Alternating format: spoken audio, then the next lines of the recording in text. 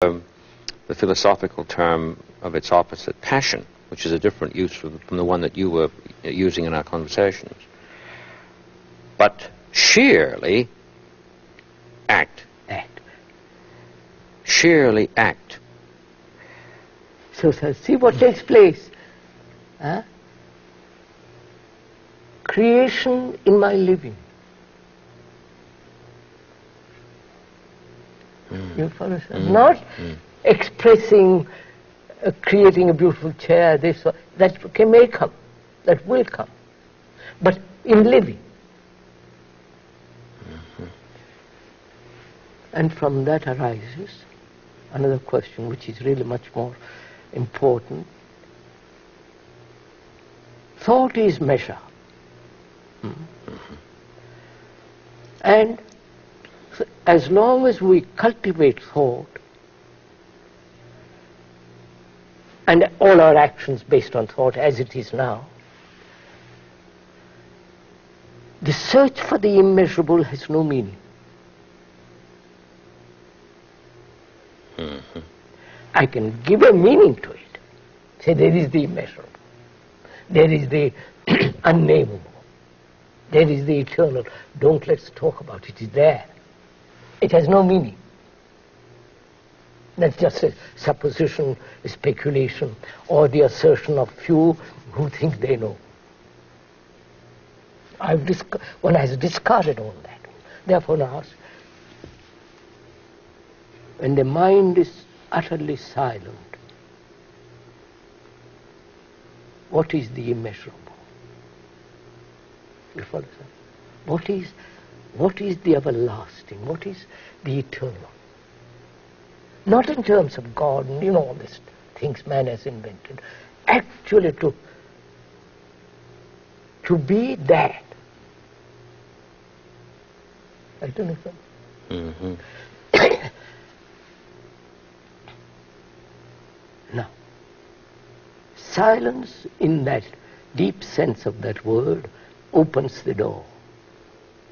Because you've got there all your energy.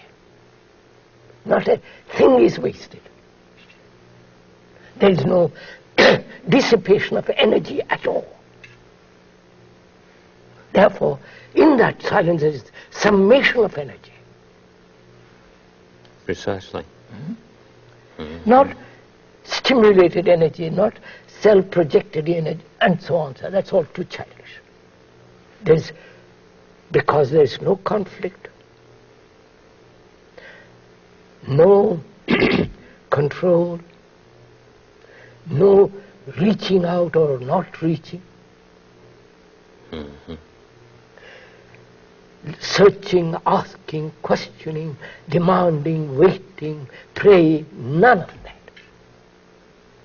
Therefore there is tremendous, all that energy which has been wasted is now gathered in that silence. That silence has become sacred. Because obviously. Of course it has. It has not the sacred thing which thought has invented. No, not the sacred over against the profane. And all that kind of stuff. No, no. So, it is only such a sacred mind can see this, the most supreme sacred. The essence of all that is sacred, which is beauty. You follow that? I do. So there it is. God isn't something that man has invented or created it out of his image and longing and failure. But when the mind itself becomes sacred, then it opens the door to something that is immeasurably sacred. That is religion. And that affects the daily living. The way I talk, the way I treat people, the conduct, behavior, all that. That is the religious life. If that doesn't exist, then every other mischief will exist. However clever, however intelligent, however all that. And meditation does not occur in the context of all this disorder. No. Absolutely not. But in its ongoingness, the way you have mentioned it, one is precisely in that where what your word religious is pointing to. Oh, that's the most profound religious way of living. See, sir, what takes place, another thing. See, as this thing is happening, because your energy is being gathered. Energy is being gathered, not your. Energy is being gathered. You have other kinds of powers. Extrasensory power. Can do miracles. It has happened all this to me.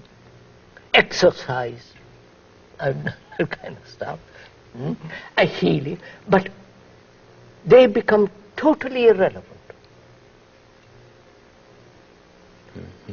Not that you don't love people. On the contrary, religion is the essence of it. But they're all secondary issues. And people get caught in the secondary issues. I mean, look what's happening. A man who really can heal, he becomes... people worship him. Little healing. Reminds me of a story you told me once. I think it was a year ago, when it was about the old man sitting on the banks of the river, and the young man came to him after the older man had sent him away to undertake whatever he needed to learn and all this, and he came back with a marvelous announcement that he could now walk on water.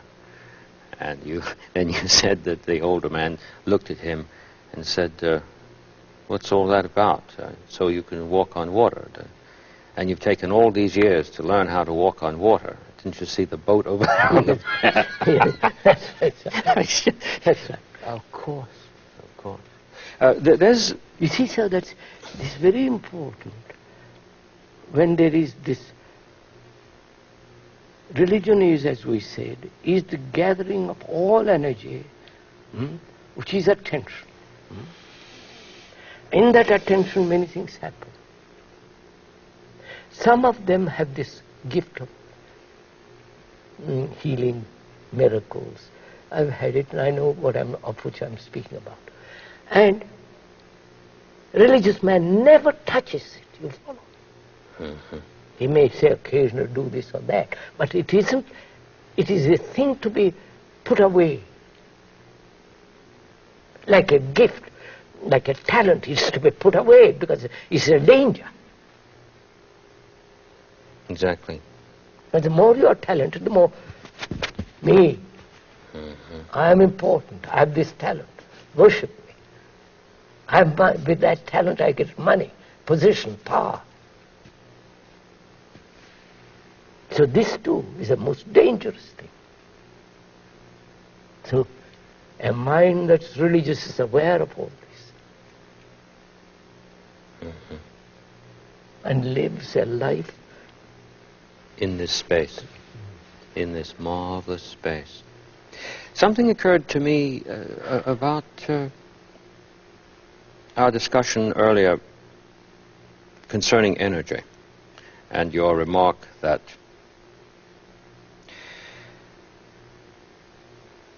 energy, when it patterns itself, I've forgotten what you used to designate what the patterned energy was, but I suspect it's what we often call matter. Matter, yes, quite. Wouldn't that be correct? Yeah. Right. In terms of this pointing to act that you have mentioned, it throws a very, very different light on the character of patterned energy and draws our gaze away from the pattern